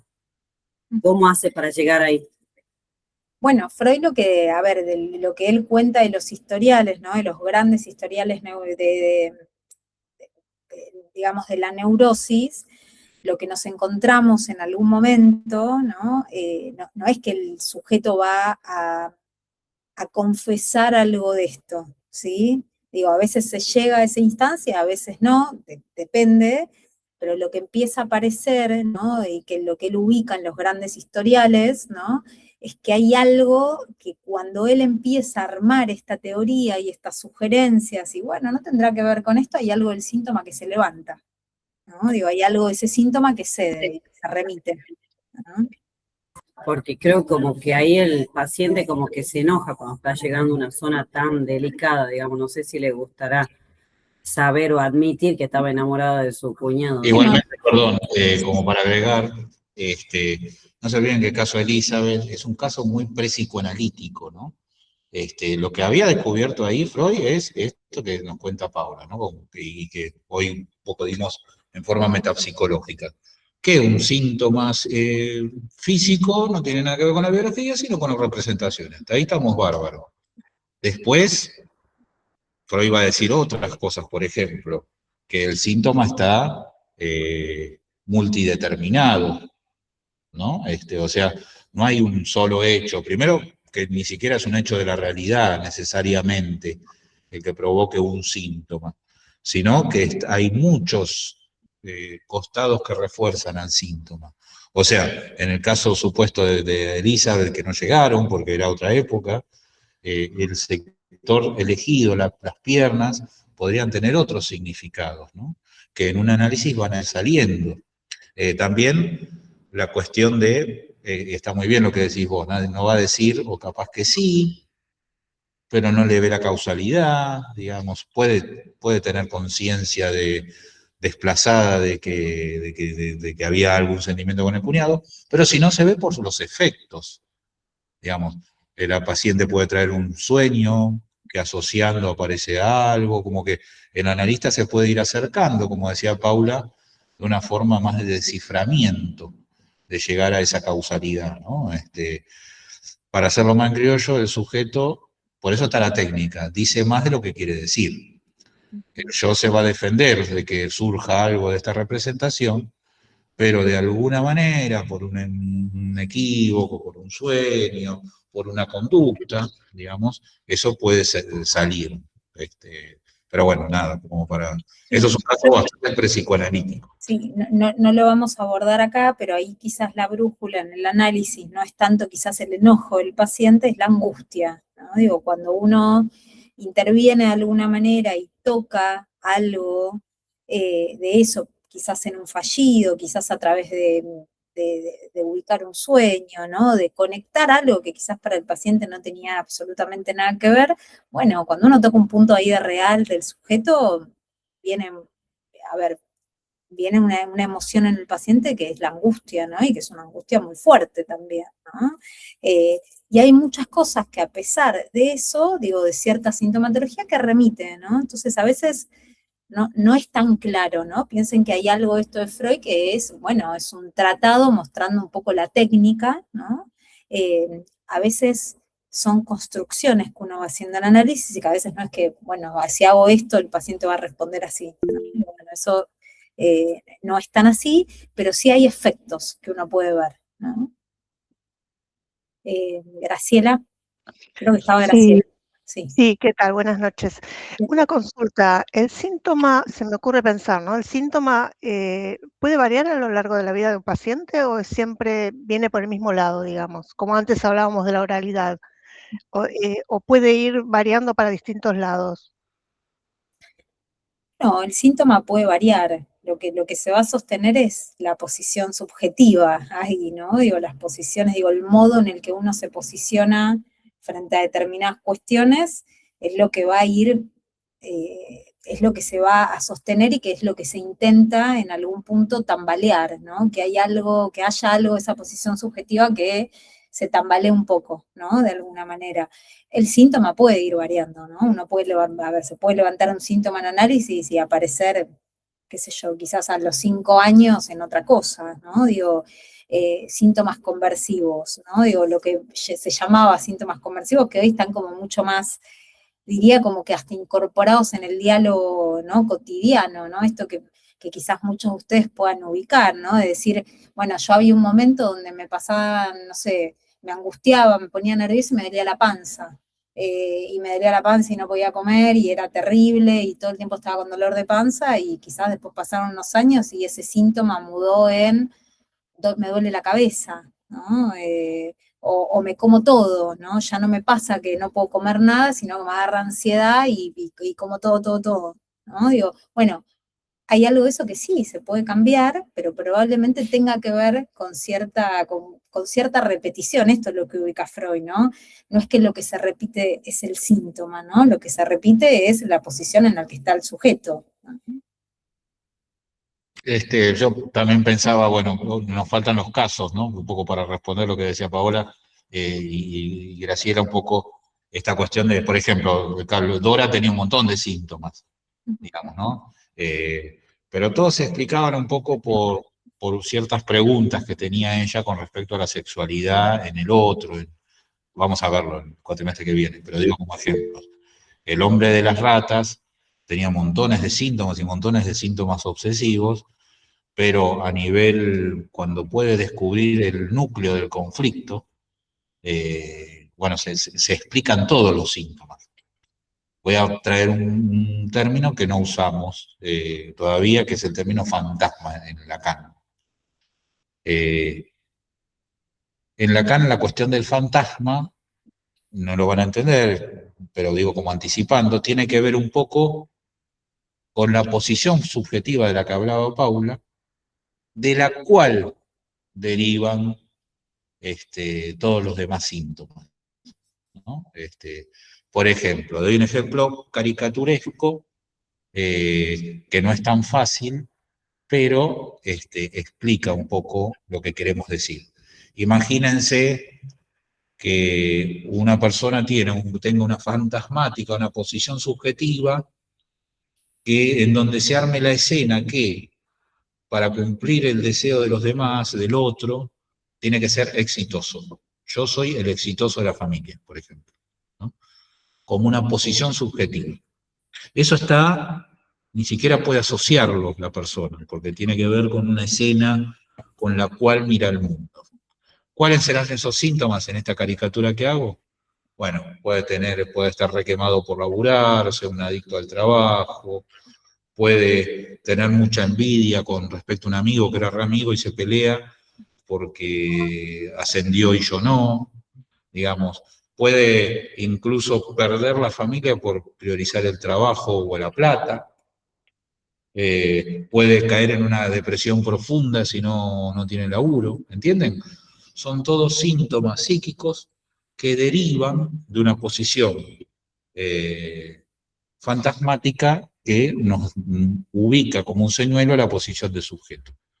Esto es como para que no quede sin explicar un poco lo que venían preguntando, que Paula le puso ese nombre que está muy bien, posición subjetiva. Los síntomas van variando, digamos, pero parten de esa forma de conflicto, digamos, por decirlo en términos freudianos, o posición fantasmática en términos lacanianos. No sé si, Paula, si te parece, doy paso a Tamara y después vos das la clase que viene, lo que falta del texto, y Vero da el otro texto, si te parece. Perfecto, sí, perfecto. ¿Tamara?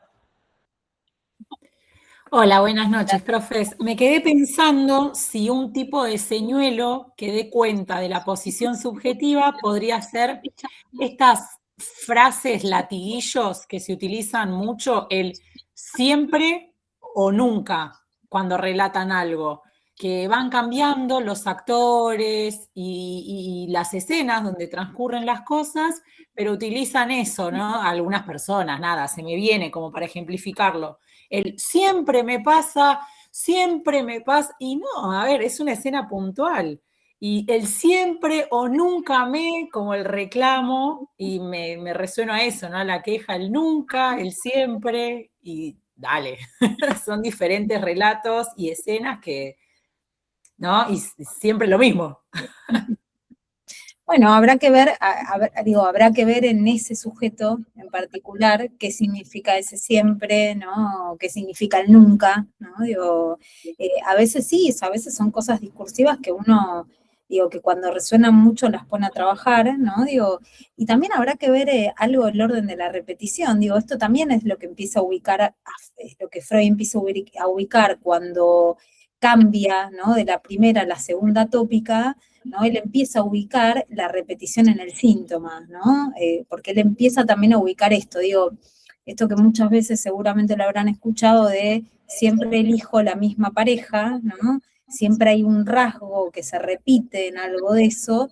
Bueno, Freud empieza a ubicar esto también, ¿no? Esto que se repite en el síntoma del paciente, ¿no? Digo, en la problemática donde, bueno, hay algo ahí que ya no tiene que ver con el otro, ¿no? Que tiene que ver con uno, digo, si se repite en tu historia todo el tiempo, esto que a veces trae el paciente de, no, bueno, yo nunca tengo suerte con las parejas, ¿no? Siempre me tocan gente de mierda, ¿no? Bueno, en algún momento por ahí la intervención del analista será, bueno, siempre te toca gente de mierda. Digo, ¿qué pasa ahí con esta gente de mierda? ¿No? Digo, bueno, en todo caso, la apuesta será a que se pueda pensar, ¿no? Que ahí hay una elección, ¿no? Digo, eso puede llevar mucho tiempo, ¿no? Digo, no es que uno lo larga en la primera sesión, pero sí son cosas que uno va escuchando, ubicando, ¿no? En esta cosa del siempre, ¿no? Esta cosa que a ver, qué es lo que se repite, ¿no? Lo que insiste, porque la repetición es lo que va a insistir en el análisis y es lo que uno como analista va a empezar a recortar, ¿no? Estas cosas que se van repitiendo, ¿no? Esto en el ejemplo que, por ejemplo, ponía Sebastián, seguramente en un paciente donde la premisa es ser exitoso, bueno, seguramente es un paciente que esté terriblemente conectado, digo, con un super yo, terriblemente exigente, terriblemente castigador, y que esté muy poco conectado probablemente a cosas que le hagan bien o lo hagan feliz, y que la balanza de, bueno, tengo que trabajar o quería dormir la siesta, y bueno, no, dormir la siesta no es una opción. Y después lo que se termina quizás repitiendo es, estoy quemado, ¿no? En cada trabajo que tengo me explotan, mi familia me demanda, mi mujer mujer no me deja en paz, mis amigos me insisten para verme y nadie entiende que yo estoy quemado. Bueno, lo que seguramente se va a repetir tiene que ver con esto, ¿no? Digo, la apuesta del analista es un poco empezar, ¿no? Esto que Freud ubica en el caso Dora, ¿no? Bueno, ¿qué tenés que ver vos en toda esta historia, ¿no? En todo este rollo entre tu papá, la señora acá, el señor acá, ¿no? Bueno, ¿cuál es tu papel acá? Bueno, esa es un poco la apuesta del análisis, ¿no? Antes de, con Marcos un poco terminamos, una cuestión me quedé pensando en lo que decía Paula, esto de la angustia como señal clínica, ¿no? Digamos. Y me quedé pensando en esto, ¿no? Porque uno dice, bueno, todo depende del analista, ¿no? Bueno, nada que ver, Freud lo dice en todos los casos que le sale decir, el analista o el terapeuta crea las condiciones de asociación para que el propio sujeto llegue a posiciones donde se produzca ese insight, como lo quieran llamar, digamos. La interpretación, me parece que esto es por él, si esa anacrónica, digamos, no sirve para nada. Digamos. Por eso que el analista, el terapeuta a veces responde con, bueno, es el mismo sujeto que le tiene que caer la ficha, digamos, ¿no? Porque si no, no se produce el efecto de cambio de posición, digamos, ¿no? Es lo mismo cuando descubrieron que el Sol, no estoy delirando, ¿no? Cuando descubrieron que la Tierra no era el centro del universo, sino el Sol. Fue un insight en el momento, con esto me cierra todo, porque si no, no cerraban las elipsis, los movimientos de los planetas. En el paciente pasa lo mismo. La pucha, siempre me pasa lo mismo, como en el ejemplo que pone Paula, siempre elijo el mismo tipo de... Y esto era por esto, digamos. Mira, estoy repitiendo esto, que no es mío, hace un montón de tiempo. Si no llega a él, es como cuando uno le cuenta el chiste. Es un chiste, o el cuento de la cigüeña, o el de los espermatozoides a un niño.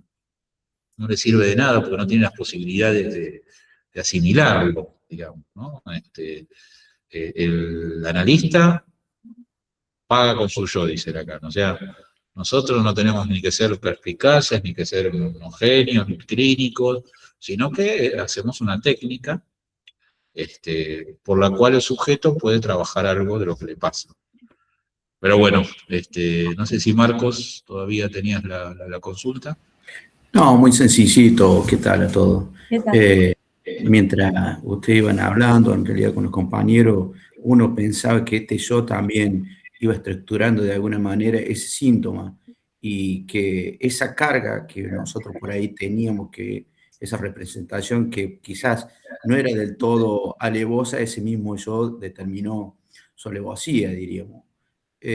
Muchas veces tiene que ver con lo subjetivo, con lo que se predispone a encerrar, pero creo que también ese yo con esa compulsa que va midiendo las realidades puede hacerlo un poco más difícil a la cuestión, ¿no?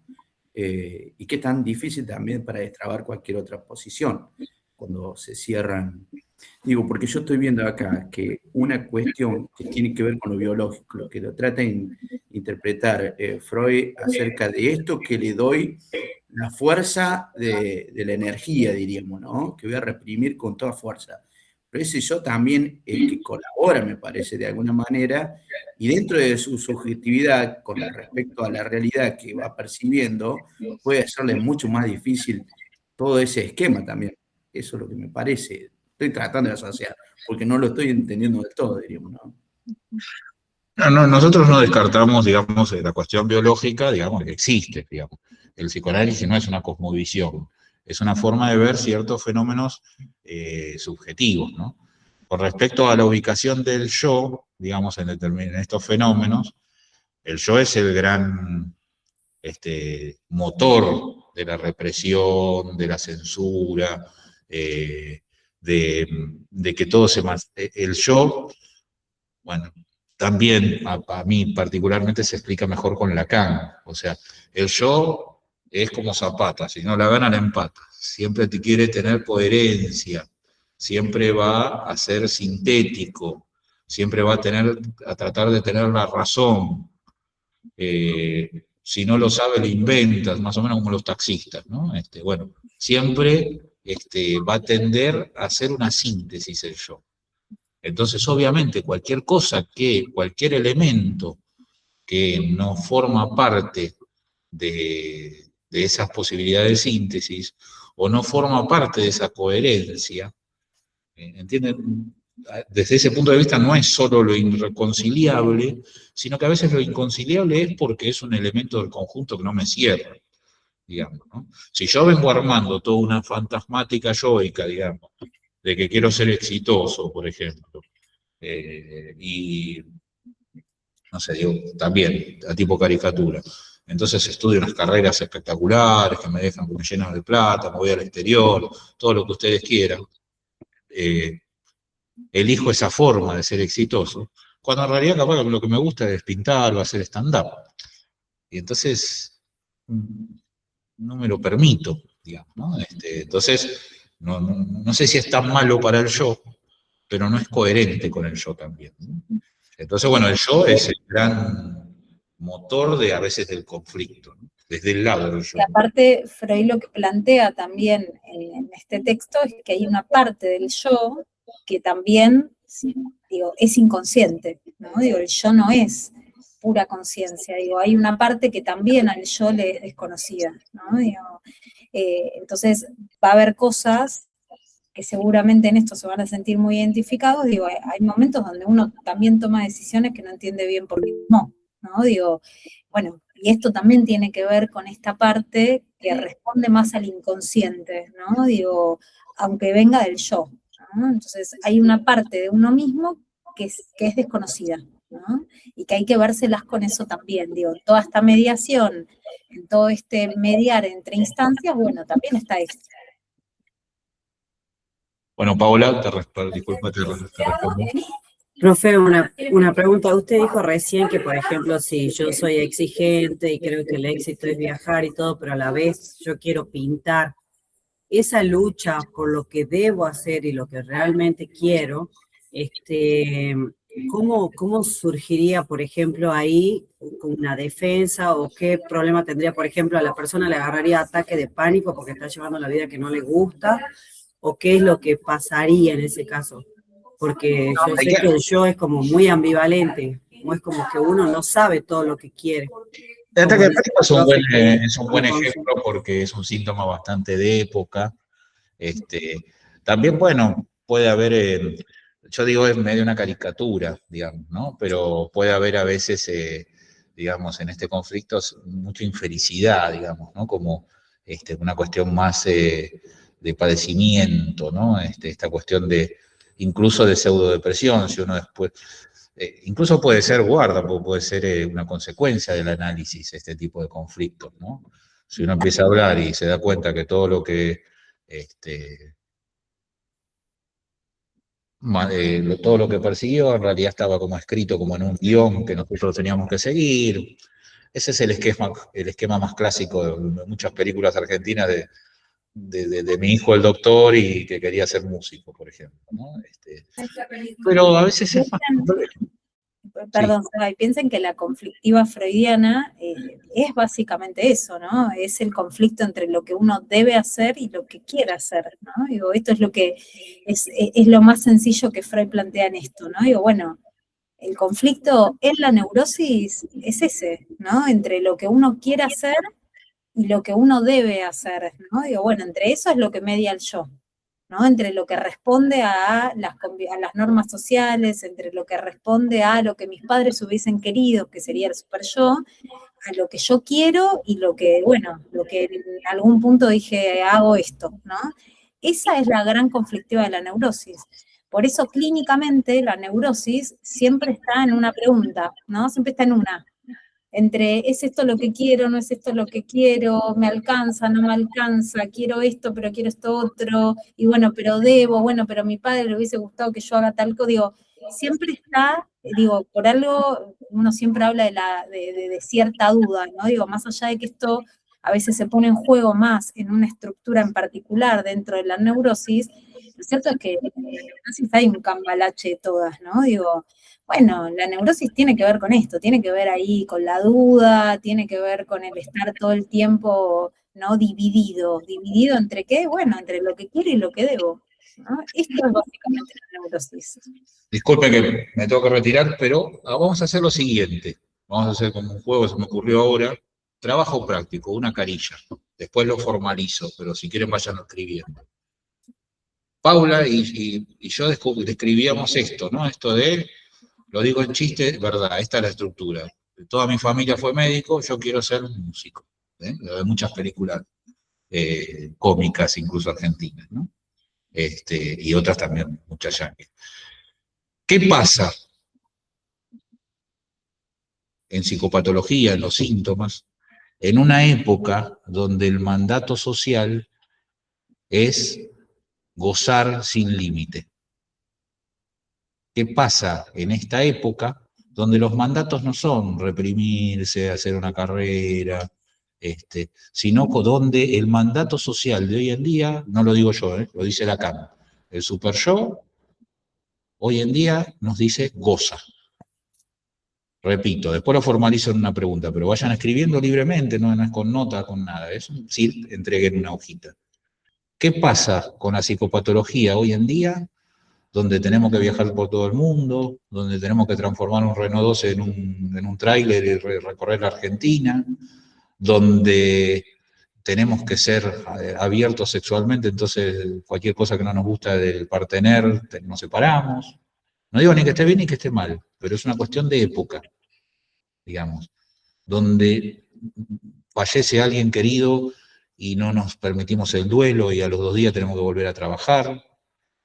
¿Qué pasa, repito, en esta época con las patologías, en una época donde el mandato es gozar sin límites? Hay mucha depresión, profe. Bueno, vayan escribiendo. Disculpe que me tengo que retirar, que justo tengo una cierta urgencia con un paciente. Disculpe. Nos vemos la próxima. Buena semana a todos. Chao. Chao, profe, gracias. Chao, profe, gracias. Chao.